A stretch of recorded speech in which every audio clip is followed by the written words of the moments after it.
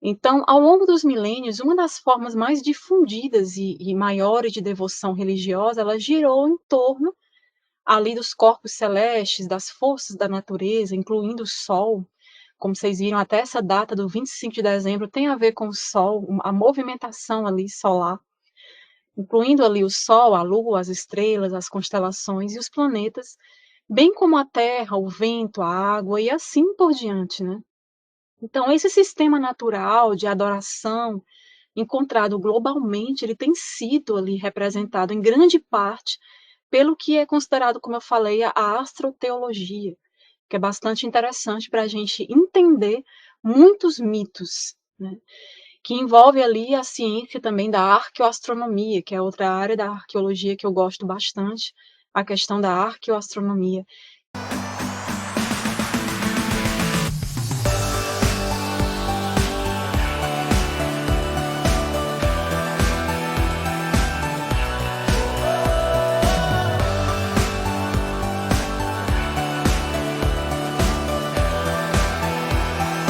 E a gente vê muito isso ali no Egito, a forma como eles se preocuparam a própria engenharia egípcia, na construção daqueles templos, na construção de certas estruturas, como as estruturas ali do platô de Gizé, do Planalto de Gizé, as grandes maiores pirâmides, né, a própria esfinge, que está muito relacionada à questão da observação da Era de Leão. Então, tudo isso os egípcios eles observavam e eles tentavam reproduzir em solo, né? Então, há várias teorias de vários pesquisadores correlacionando várias estruturas do platô de Gizé a constelações, a estruturas cosmológicas, né? Bem interessante. Então, eles, para construir um templo, eles tinham toda essa observação cosmológica a fazer. E sobre a qual eles foram construídas assim, culturas inteiras, incluindo a arquitetura, a arte, leis, a literatura, a medicina também baseada nisso, mitos, filosofia, política, ciência e outros artefatos. Né? Lembrando que os antigos egípcios também, eles estudavam muito a medicina, eles tinham muito conhecimento nessa área, inclusive sobre a fitoterapia, o estudo de ervas, né? Então, aqui a gente tem um outro livro que eu indico para vocês, certo? Eu ainda não me aprofundei nesse, mas vou começar porque faz parte desse estudo, que é o Pensamento do Antigo Oriente Próximo e o Antigo Testamento. Então, é do John Walton. Então, esse livro, né, é muito importante ali, é uma introdução ao mundo conceitual da Bíblia hebraica. Então, ele é muito interessante, você vai ver várias correlações nele, voltadas principalmente para o Antigo Testamento, certo? Então, mais uma fonte aí de pesquisa para vocês. E aqui a gente tem uma representação, pessoal, do Horus, né? Que é o falcão solar, né? Então, nesta imagem nós temos, né, representação desse falcão solar, do Horus, né? No templo ali de Horus, em Édifo, que ficou ali, esse templo, pessoal, ele ficou soterrado por quase 2.000 anos. Muita coisa ali no Egito ainda está soterrada, inclusive. Eles estão sempre, atualmente, a gente sempre vem encontrando mais e mais questões ali interessantes, tumbas, né, documentos, papiros, artefatos, então sempre, né? Então esse templo foi um que ficou muito tempo ali soterrado, quase 2.000 anos, e ele é relativamente recente para os padrões egípcios. Ele foi construído ali por Ptolomeu III, dinastia ptolomaica, os parentes da Cleópatra VII. Ali por volta, ele foi construído de 236 antes da Era Comum. E ele é o maior e mais bem preservado dos templos ptolomaicos. Então, apesar de ter sido, eu acho que justamente por ele ter sido soterrado um bom tempo, isso talvez tenha ajudado a preservar algumas estruturas, algumas dessas iconografias que a gente tem representado nas paredes desse templo, né? E apesar de recente, ele imita ali os projetos faraônicos muito mais antigos, das dinastias bem mais antigas, e por isso que ele é tão importante. Lembrando, pessoal, que o período dinástico ali no Egito, ele passou por várias dinastias, né? Muitas.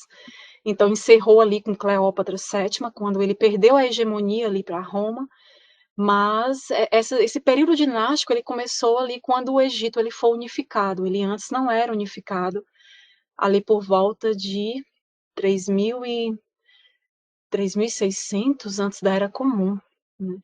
Então ele não era unificado, certo? Já existia o Alto e o Baixo Egito. O Alto Egito é a região sul do Egito, o Baixo Egito é a região norte. Então veio o faraó Narmer, o primeiro faraó dinástico, e aí ele unificou, né, as duas terras. Por isso que às vezes a gente tem algumas expressões em algumas tumbas, né? Senhor das duas terras, porque se refere ao Alto e Baixo Egito, certo? Que houve um período que realmente havia a divisão. Então, novamente, o Horus ele simboliza o aspecto de poder governante do Sol, né? O rei dos reis, muito parecido com a figura também do Jesus, né? Essa correlação com Jesus. Até mesmo o próprio nome de Horus ele pode significar o Sol, o falcão, pelo qual ele é geralmente identificado, né? Também representa um símbolo solar em virtude de quão alto ele pode voar. Em resumo, Horus, o falcão, era predominantemente um deus do céu, um deus do sol.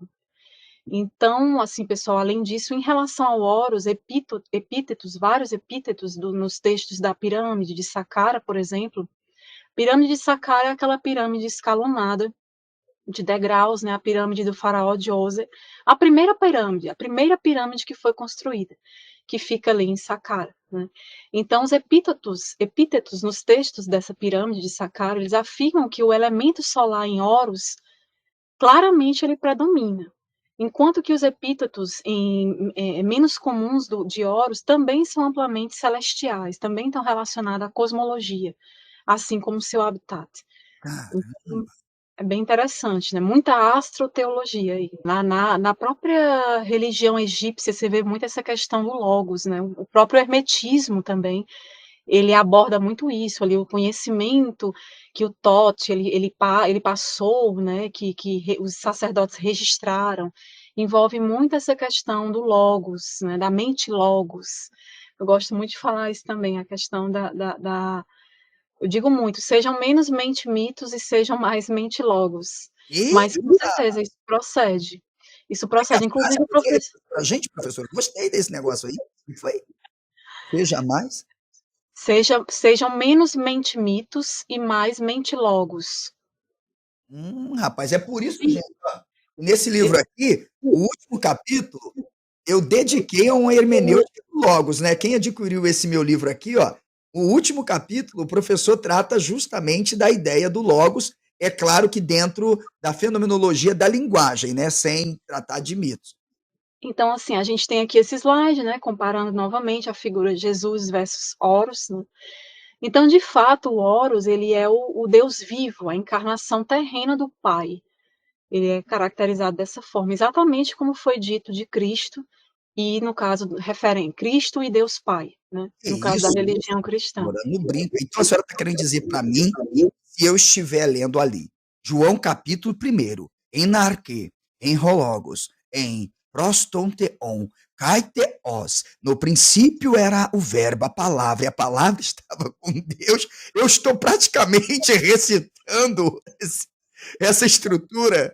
Exatamente, que já vem da religião egípcia, colocando ali em evidência Horus e Osíris que era o pai dele, né? Então, somando-se essa compreensão da renovação de Osíris como Horus, é como se Osíris tivesse ressuscitado ali como Horus, na forma do filho, né? Isso é uma questão que a gente vê muito na mitologia e na religião egípcia.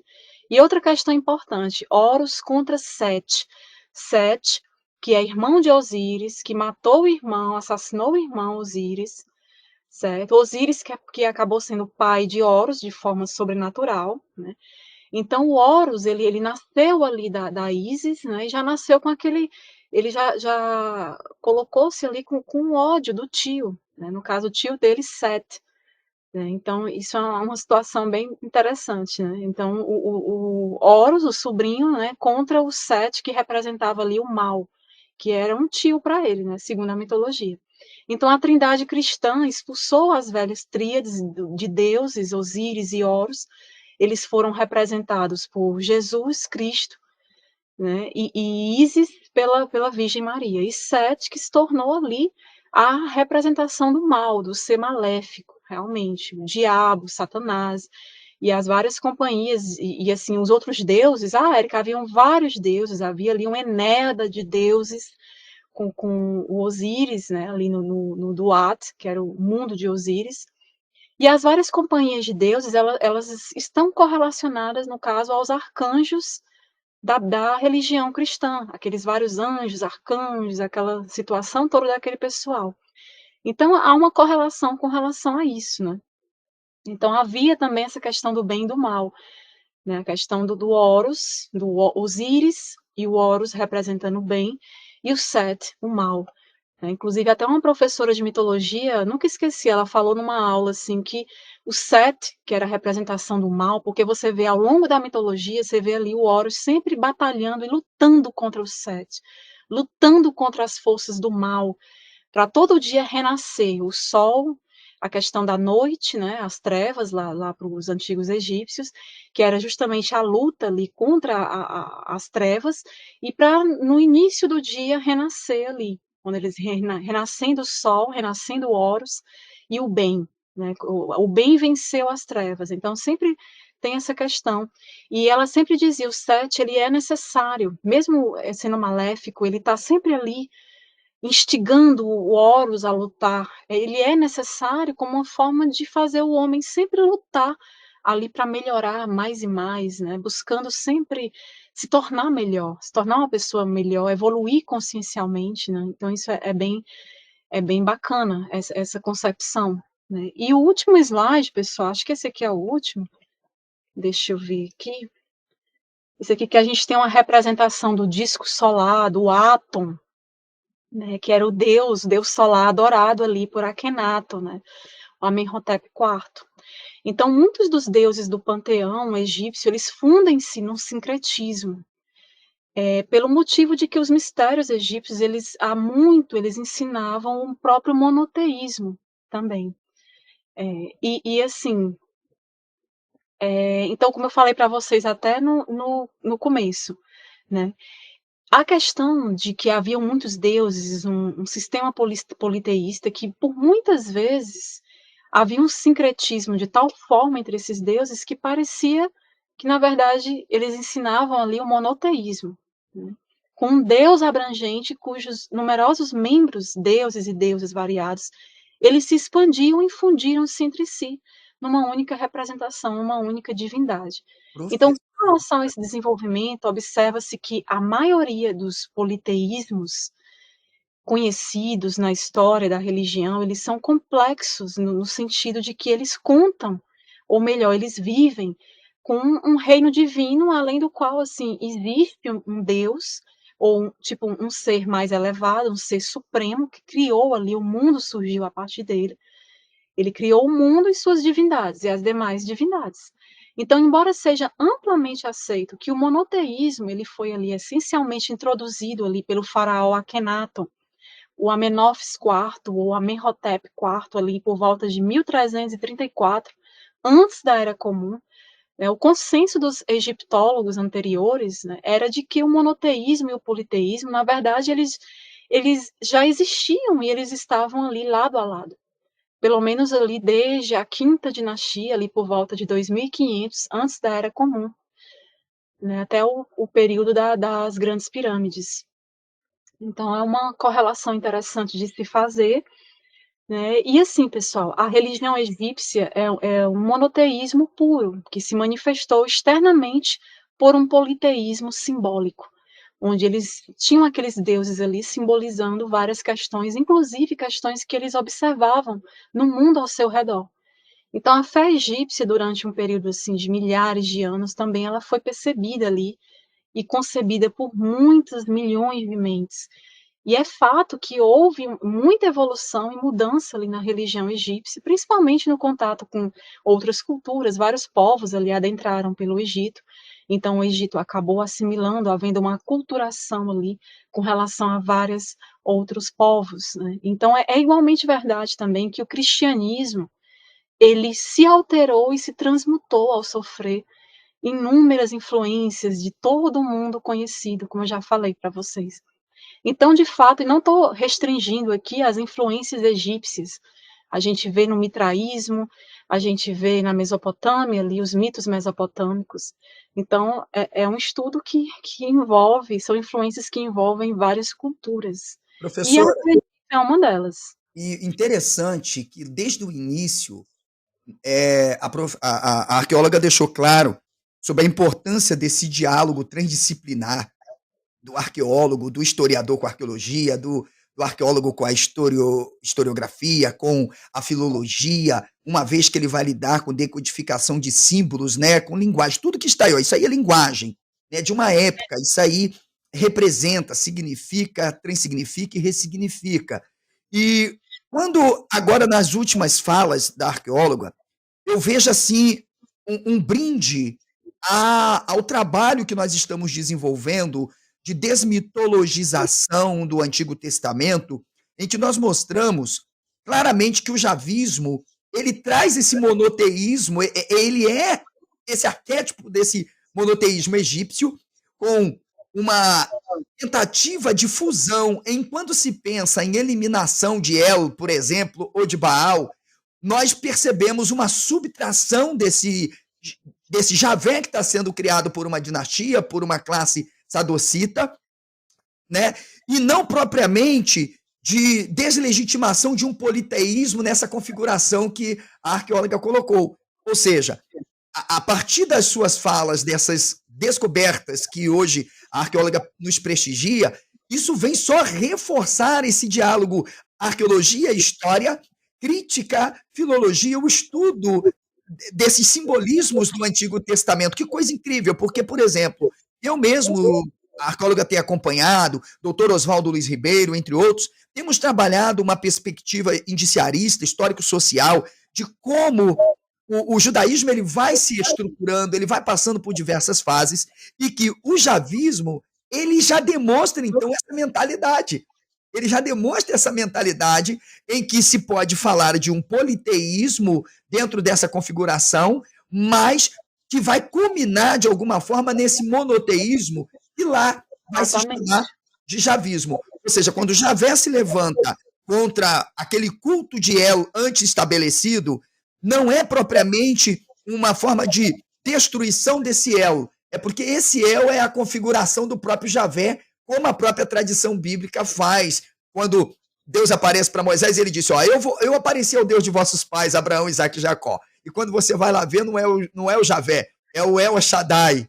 Portanto, cara, olha, arqueóloga, eu me sinto aqui aquela criança que ganhou um pirulito, né, e todo bobo saiu soltando, porque isso prova o quanto nós temos para aprender, o quanto o outro tem muito mais para acrescentar.